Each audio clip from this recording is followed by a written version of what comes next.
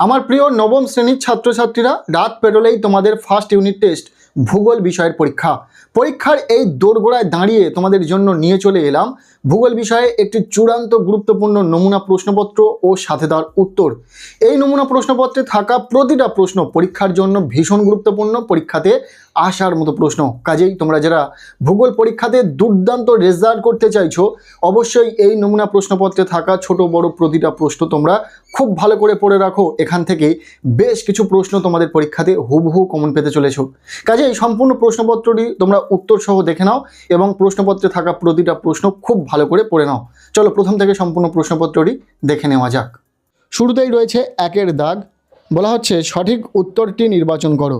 এখানে 7টি MCQ type প্রশ্নের উত্তর লিখতে হবে। প্রতিটি প্রশ্নের মান 1 নম্বর করে, টোটাল 7 নম্বর রয়েছে।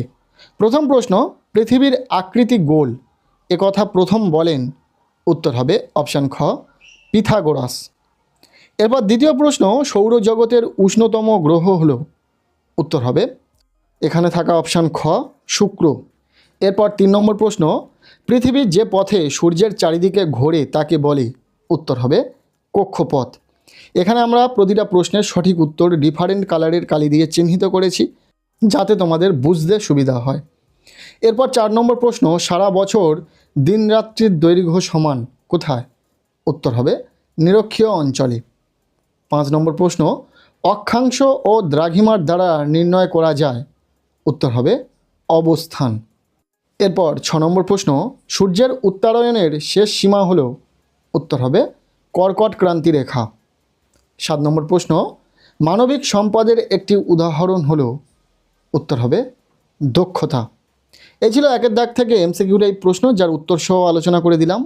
এরপর রয়েছে প্রশ্নপত্রে 2-এর দাগ, বলা হচ্ছে নিচের প্রশ্নগুলির নির্দেশ মতো উত্তর দাও। এখানে রয়েছে এসএকিউ টাইপ প্রশ্ন, 8টি প্রশ্ন রয়েছে, তবে প্রশ্নগুলো বিভিন্ন ভাগে ভাগ করা রয়েছে।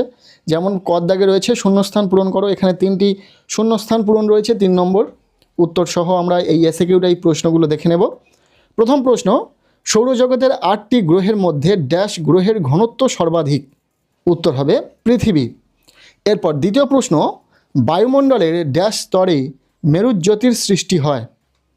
উত্তর হবে থার্মোস্ফিয়ার। এরপর 3 নম্বর প্রশ্ন, ভারতের প্রমাণ দ্রাঘিমার মান ড্যাশ? উত্তর হবে 82 ডিগ্রি 30 মিনিট পূর্ব।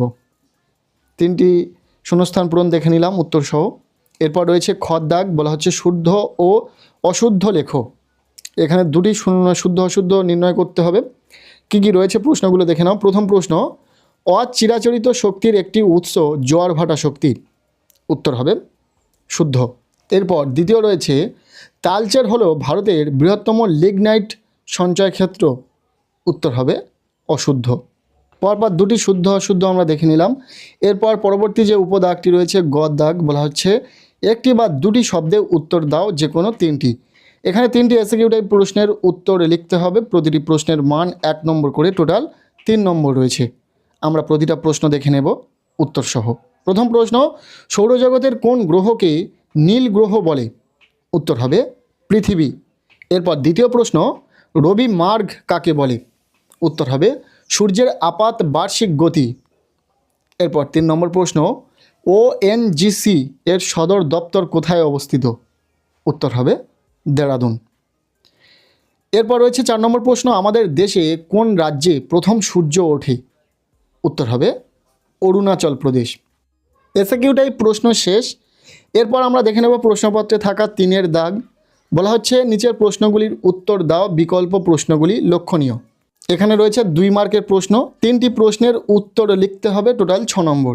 এই 2 মার্কের প্রশ্নের ক্ষেত্রেও আমরা উত্তর করে দিয়েছি। প্রতিটা প্রশ্নের ঠিক নিচে সেই প্রশ্নের উত্তর তোমরা পেয়ে যাবে, যার ফলে তোমাদের আর প্রশ্নের উত্তর খুঁজতে হবে না। এখান থেকেই সমস্ত প্রশ্নের উত্তর তোমরা পেয়ে যাচ্ছ। আর যেহেতু আমরা প্রতিটা প্রশ্ন উত্তর সহ আলোচনা করে দিচ্ছি, তো ভিডিওটা যারা মনোযোগ দিয়ে দেখছো, অবশ্যই তোমাদের প্রশ্নের সাথে সাথে উত্তরগুলো মুখস্থ হয়ে যাচ্ছে। তোমরা আশা করব পরীক্ষাতে লিখতে পারবে যদি এই প্রশ্নগুলো পরীক্ষাতে আসে। আর আমরা এতটুকু শিওর যে এই প্রশ্নগুলোই পরীক্ষাতে আসবে। প্রথম প্রশ্ন, আমরা পৃথিবীর আবর্তন বেগ অনুভব করি না কেন? উত্তর হবে আমরা পৃথিবীর উপর দাঁড়িয়ে থেকেও তার আবর্তন বেগ অনুভব করি না, তার প্রধান কারণগুলো হলো স্থির গতিবেগ, পৃথিবীর আবর্তনের গতি নির্দিষ্ট এবং স্থির, এর কোনো হ্রাস বৃদ্ধি ঘটে না। আর দ্বিতীয় হলো বায়ুমণ্ডলের সহ আবর্তন। পৃথিবীর চারপাশের বায়ুমণ্ডলও পৃথিবীর সাথে একই গতিতে আবর্তিত হচ্ছে। আর 3 নম্বর হচ্ছে আপেক্ষিক অবস্থান। পৃথিবীর তুলনায় আমরা এবং আমাদের চারপাশের গাছপালা ঘরবাড়ি অত্যন্ত ক্ষুদ্র এবং সবই একই গতিতে ঘুরছি বলে আমাদের সপক্ষে কারো অবস্থানের পরিবর্তন হয় না। আশা করছি যথাযথ উত্তর তোমরা পেলে। এরপর রয়েছে প্রশ্নপত্রে অথবা দিয়ে যে প্রশ্নটি, মেরু প্রভা কী?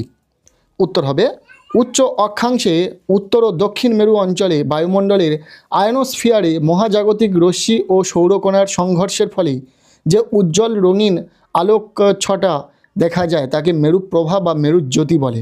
এটিও ভীষণ ইম্পর্ট্যান্ট একটি প্রশ্ন, খুব ভালো করে পড়বে। এরপর দ্বিতীয় প্রশ্ন, আহ্নিক গতির যে কোনো 3টি ফলাফল বর্ণনা করো। উত্তর হবে আহ্নিক গতির গুরুত্বপূর্ণ ফলাফলগুলি হলো, প্রথম, দিন রাত্রি সংগঠন। পৃথিবীর আবর্তনের ফলে সূর্যের দিকে থাকা অংশে দিন এবং বিপরীত অংশে রাত হয়, অর্থাৎ দিন রাত্রি হয়। আর দ্বিতীয়, সূর্যোদয় ও সূর্যাস্ত। পৃথিবী পশ্চিম থেকে পূর্বে ঘোরে বলেই আমরা প্রতিদিন সকালে পূর্বে সূর্যোদয় ও পশ্চিমে সূর্যাস্ত দেখে থাকি। নেক্সট রয়েছে ফেরেলের সূত্র, বায়ুপ্রবাহ ও সমুদ্র স্রোত। পৃথিবীর আবর্তনের ফলে সৃষ্ট কোরিওলিস বলের প্রভাবে বায়ুপ্রবাহ ও সমুদ্র স্রোত উত্তর গোলার্ধে ডান দিকে এবং দক্ষিণ গোলার্ধে বাম দিকে বেঁকে প্রবাহিত হয়। এরপর এই প্রশ্নের অথবা যে প্রশ্নটি রয়েছে, ভূগোল বিষয়ে একটা বিষয় তোমরা লক্ষ্য করবে যে প্রতিটা প্রশ্নের একটি করে বিকল্প প্রশ্ন পরীক্ষাতে থাকবে। সেটা 2 মার্কের প্রশ্ন হোক, সেটা 3 মার্কের প্রশ্ন হোক বা 5 মার্কের বড় প্রশ্ন হোক, প্রতিটা প্রশ্নের কিন্তু একটি করে বিকল্প প্রশ্ন তোমরা পরীক্ষাতে পাবে। যেমনভাবে এই প্রশ্নপত্রে তোমরা প্রশ্নগুলি দেখছো। নেক্সট যে প্রশ্নটি রয়েছে, প্রতিবাদ স্থান কাকে বলে? চিত্রসহ সংজ্ঞা দাও। উত্তর হবে ভূপৃষ্ঠের কোনো বিন্দু থেকে কোনো কাল্পনিক রেখা পৃথিবীর কেন্দ্রের মধ্য দিয়ে প্রসারিত করলে তা ভূপৃষ্ঠের বিপরীত দিকে যে বিন্দুতে স্পর্শ করে তাকে প্রথম বিন্দুটির প্রতিপাদ স্থান বলে। আর 3 নম্বর যে প্রশ্নটি রয়েছে, সম্পদের বৈশিষ্ট্যগুলি বর্ণনা করো। উত্তর হবে সম্পদ হতে গেলে প্রধানত 2টি বৈশিষ্ট্য থাকা আবশ্যক। প্রথম, উপযোগিতা। বস্তুটির মানুষের অভাব মোচনের ক্ষমতা থাকতে হবে।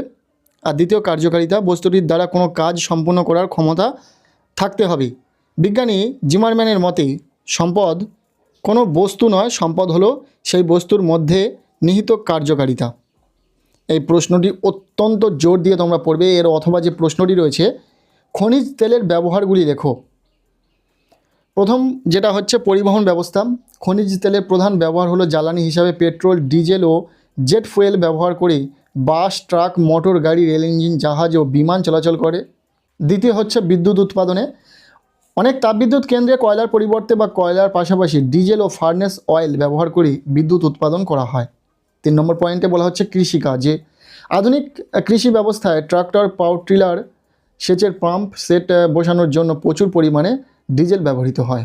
এরপর রয়েছে প্রশ্নপত্রে 4-এর দাগ, বলা হচ্ছে নিচের প্রশ্নগুলির উত্তর দাও, বিকল্প প্রশ্নগুলি লক্ষণীয়।